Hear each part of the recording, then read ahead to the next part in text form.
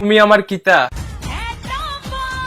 মায়া গো মায়া, তুমি যে atom bomb লই আইছো, ওই বোম যদি ফুটতে পারে তাহলে মনে করো 2004 এর বন্যা হয়ে যাবো।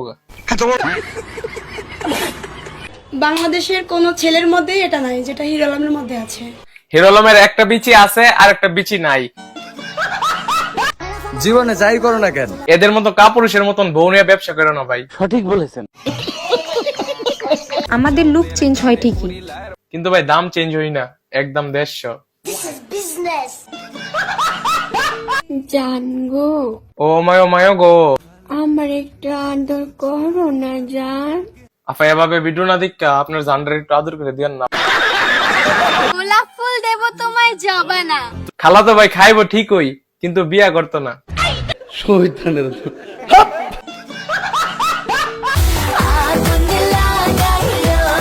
ইতানে আগুন না লাগাইয়া ফটকা মিস লাগাই দেন যাইতো, তাইলে ইতানে মানুষ হইলে। কারেক্ট। আমরা টাকার জন্য কক্সবাজারে যাইয়া বিজনেস করে। আমি কি সবার মতো? তাইলে মামুনি আপনি কার মতো? যে আমি একজনকে নিয়ে পড়ে থাকবো, আমি ধর আজকে প্রপোজ করবো ওকে, ও না হলো ওকে, ও না হলো আবার ওকে। যখন আপনার লিঙ্ক বাইরে লইব তখন আপনি দোষ দিবেন কাকে? তেমনি আপা বালা মানুষ আপনার মতো টিকটক করে না।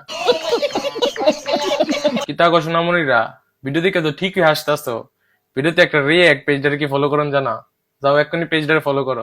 পুকুরে থাকে মাছ, মাঠে থাকে ঘাস। তোমাদের মতো টিকটক প্রতিবন্ধীদের দিতে চাই আমি আইকাওয়ালা বাস। তাকেও ছেড়ে দিছি আমি। যে আপুকে কক্সবাজার নিয়ে আইফোন কিনা দিছে।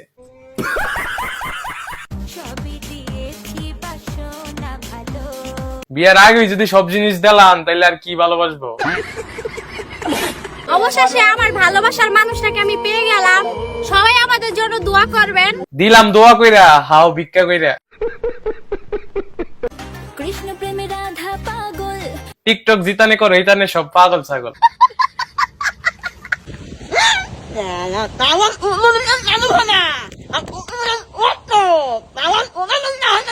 ভাই আপনি যে কথাটা কইছেন না একবার সঠিক, ইডই সঠিক, আর আপনার কথাটা যে বুঝছে না এর কারণ সমস্যা।